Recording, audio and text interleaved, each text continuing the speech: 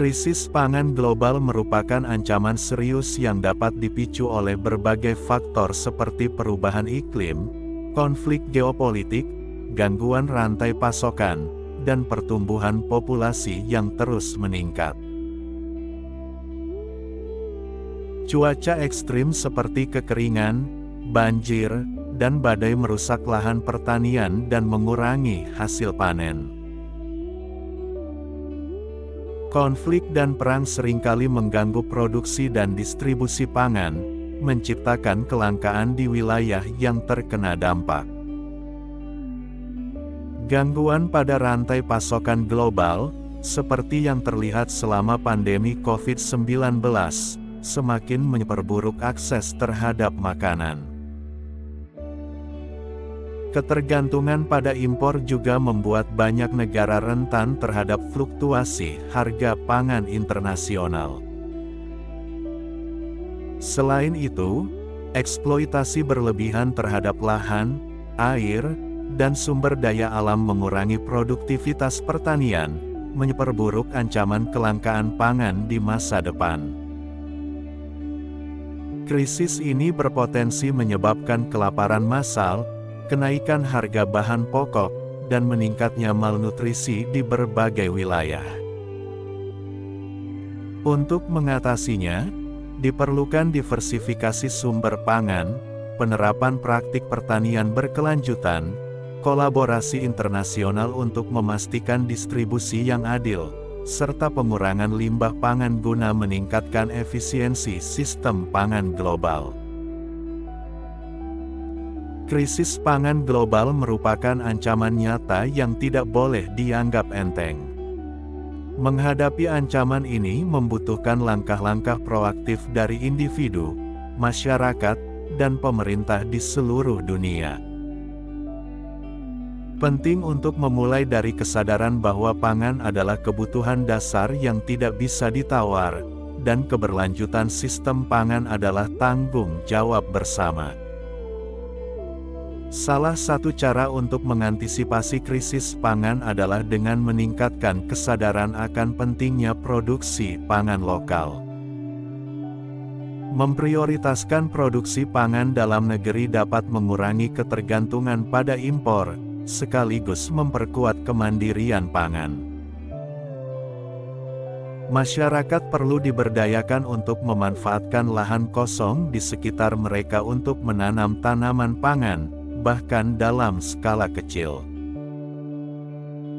Selain itu, pendidikan tentang pentingnya pola makan seimbang dan pengelolaan sumber daya pangan juga harus ditingkatkan. Banyaknya makanan yang terbuang sia-sia adalah salah satu penyebab kelangkaan yang sering diabaikan.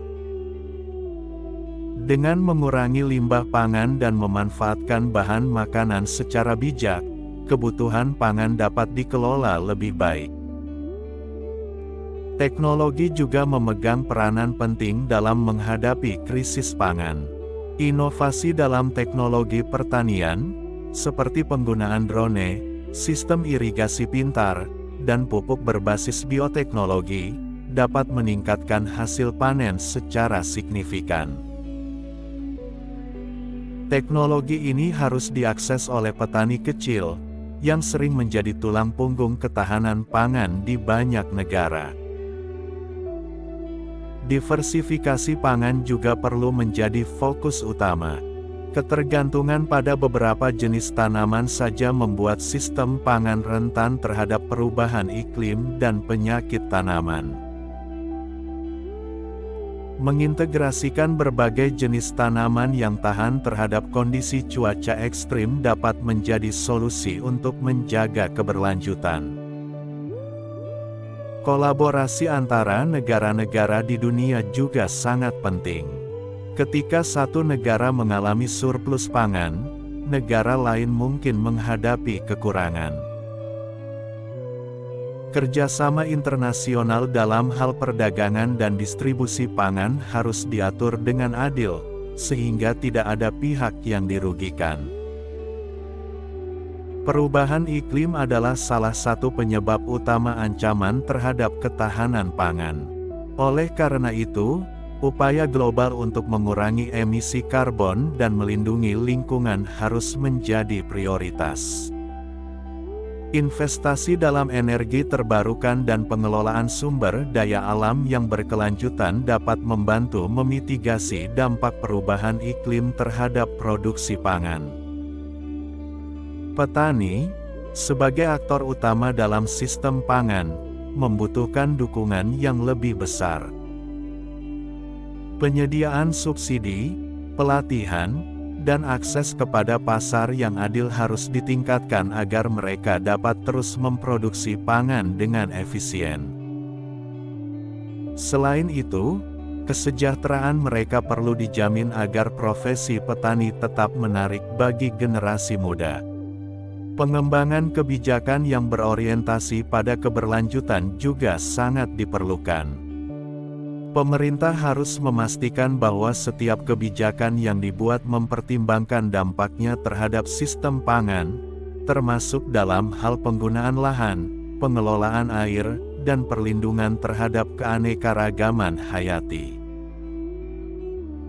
Kesadaran kolektif masyarakat tentang pentingnya menyimpan stok pangan juga dapat membantu mengurangi tekanan pada sistem pangan global. Praktik penyimpanan yang baik tidak hanya dapat mengurangi pemborosan, tetapi juga membantu masyarakat bertahan di tengah situasi darurat. Penting untuk meningkatkan aksesibilitas pangan bagi kelompok rentan. Kelompok ini seringkali menjadi yang paling terdampak ketika terjadi kelangkaan. Program bantuan sosial, dapur umum, dan bank makanan harus ditingkatkan agar tidak ada orang yang kelaparan. Pengelolaan air yang bijaksana adalah elemen kunci dalam mencegah krisis pangan. Irigasi yang efisien dan konservasi air dapat memastikan bahwa tanaman mendapatkan cukup air, bahkan di daerah yang sering mengalami kekeringan. Revolusi hijau kedua, dengan fokus pada keberlanjutan, perlu digalakkan.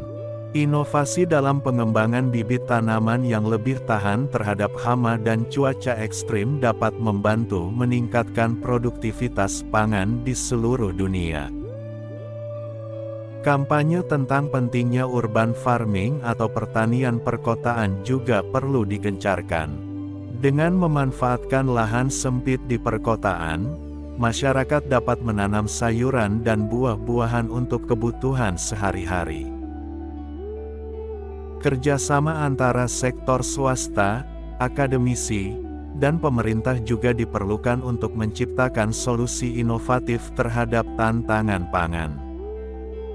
Penelitian dan pengembangan harus didanai secara memadai untuk menghasilkan teknologi baru yang dapat membantu mengatasi krisis pangan. Investasi dalam infrastruktur pertanian, seperti jalan menuju lahan pertanian, fasilitas penyimpanan dingin, dan transportasi, sangat penting. Infrastruktur yang memadai akan meminimalkan kerugian pasca panen dan memastikan distribusi pangan yang lebih efisien. Penting juga untuk meningkatkan pendidikan dan pelatihan bagi generasi muda agar mereka tertarik untuk berkontribusi dalam sektor pertanian. Dengan begitu, kita dapat memastikan keberlanjutan tenaga kerja di bidang ini. Pangan bukan hanya soal kelangsungan hidup, tetapi juga soal keadilan. Pemerintah harus memastikan bahwa distribusi pangan dilakukan secara adil, tanpa diskriminasi berdasarkan status ekonomi atau lokasi geografis. Penguatan cadangan pangan strategis juga menjadi langkah penting. Dengan memiliki cadangan yang cukup, negara dapat merespon dengan cepat jika terjadi krisis atau gangguan pada sistem pangan. Masyarakat juga dapat berkontribusi dengan mengurangi konsumsi makanan yang memerlukan banyak sumber daya untuk diproduksi, seperti daging merah. Mengadopsi pola makan berbasis nabati dapat membantu mengurangi tekanan pada sistem pangan global. Di tingkat global, forum internasional perlu terus mendorong kerjasama yang lebih erat dalam mengatasi ancaman pangan. Negara-negara harus saling berbagi pengetahuan, teknologi, dan sumber daya untuk memastikan bahwa tidak ada yang tertinggal. Krisis pangan global adalah tantangan besar, tetapi juga peluang untuk menciptakan sistem pangan yang lebih adil, berkelanjutan, dan tangguh. Dengan langkah-langkah yang tepat, kita tidak hanya dapat mengatasi ancaman ini, tetapi juga mewariskan dunia yang lebih baik bagi generasi mendatang. Masalah ini bukan sekadar urusan duniawi, tetapi juga erat kaitannya dengan agama, tanggung jawab kita kepada Allah, dan kewajiban kita menjaga amanah bumi ini. Dalam surah Al-Baqarah ayat 168, "Wahai manusia, makanlah dari apa yang ada di bumi yang halal lagi baik, dan janganlah kamu mengikuti langkah-langkah setan. Sungguh, setan itu musuh yang nyata bagimu." Ayat ini menunjukkan bahwa Allah telah menyediakan makanan yang cukup untuk manusia, tetapi manusia sering lupa dan berlaku tidak bijaksana dalam mengelola nikmat tersebut. Krisis pangan adalah akibat dari kesalahan manusia sendiri. Kita lihat bagaimana kerakusan, keserakahan, dan gaya hidup yang berlebihan telah membuat sumber daya alam terkuras habis. Hutan ditebang, tanah subur dirusak, dan air tercemar. Semua itu akibat ulah manusia yang tidak mau bersyukur atas nikmat Allah. Dalam Al-Quran Surah Ar-Rum ayat 41, Allah berfirman, "Telah tampak kerusakan di darat dan di laut disebabkan karena perbuatan tangan manusia. Allah menghendaki agar mereka merasakan sebagian dari akibat perbuatan mereka, agar mereka kembali ke jalan yang benar." Ayat ini adalah pengingat bagi kita semua, bahwa krisis pangan, bencana alam, dan kerusakan lingkungan adalah peringatan dari Allah agar kita kembali bertakwa. Sebagai umat Islam, kita punya tanggung jawab besar dalam mengatasi masalah ini. Rasulullah Shallallahu Alaihi Wasallam mengajarkan kepada kita untuk tidak berlebihan dalam makan dan minum. Beliau bersabda, "Tidaklah seorang anak Adam memenuhi wadah yang lebih buruk daripada perutnya.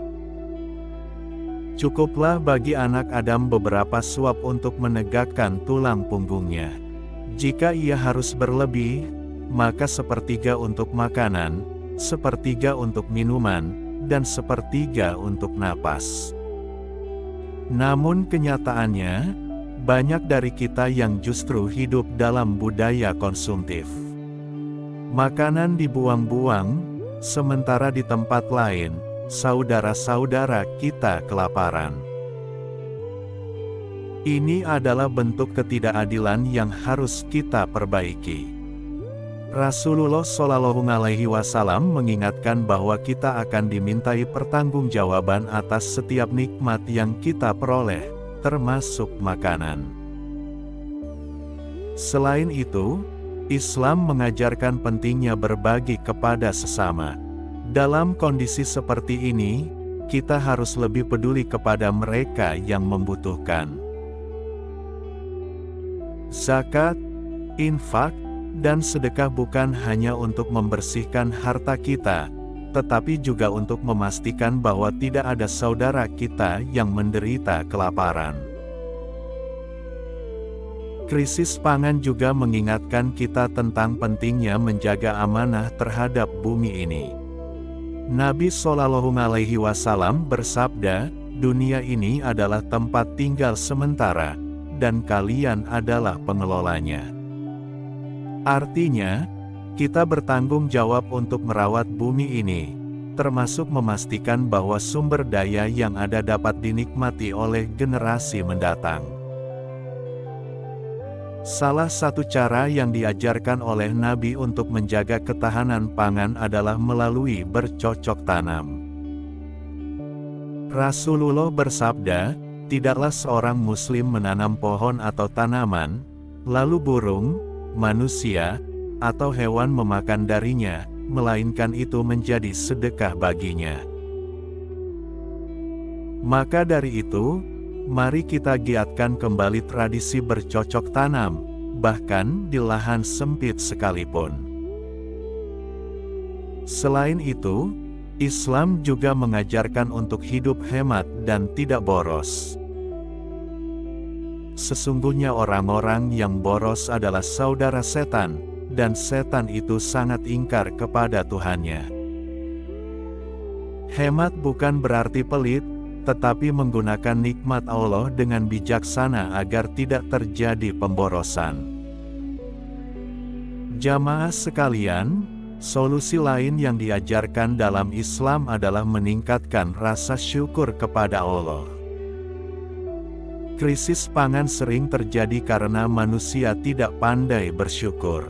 Allah berfirman dalam surah Ibrahim ayat 7, "Jika kamu bersyukur, pasti kami akan menambah nikmat kepadamu, tetapi jika kamu mengingkari nikmatku, maka pasti azabku sangat berat." Kita juga harus memperkuat ukhuwah Islamiyah. Jika ada saudara kita di daerah lain yang kekurangan, kita wajib membantu. Nabi bersabda, perumpamaan kaum mukminin dalam hal saling mencintai, menyayangi, dan mengasihi adalah seperti satu tubuh. Jika satu bagian tubuh sakit, maka seluruh tubuh merasakan sakitnya dengan demam dan tidak bisa tidur. Sebagai orang tua, kita juga harus mendidik anak-anak kita agar mencintai alam dan menghargai makanan. Ajarkan mereka untuk tidak membuang-buang makanan, menghargai petani, dan memahami pentingnya menjaga lingkungan. Generasi muda adalah harapan masa depan yang akan melanjutkan amanah ini. Jangan lupa, kita juga harus selalu berdoa kepada Allah agar diberi keberkahan dalam rezeki dan dijauhkan dari kelaparan. Nabi mengajarkan sebuah doa yang sangat baik, "Ya Allah, aku berlindung kepadamu dari kekufuran dan kelaparan." Terakhir, mari kita introspeksi diri. Krisis pangan ini adalah pengingat bahwa dunia ini fana. Jangan terlalu terikat pada dunia, karena semua yang kita miliki hanyalah titipan. Rasulullah bersabda, "Jadilah engkau di dunia seperti orang asing atau pengembara." Semoga Allah memberikan kita kekuatan untuk menjaga amanahnya, menjadikan kita hamba yang pandai bersyukur, dan melindungi kita dari segala bentuk ujian yang berat. Amin ya rabbal alamin.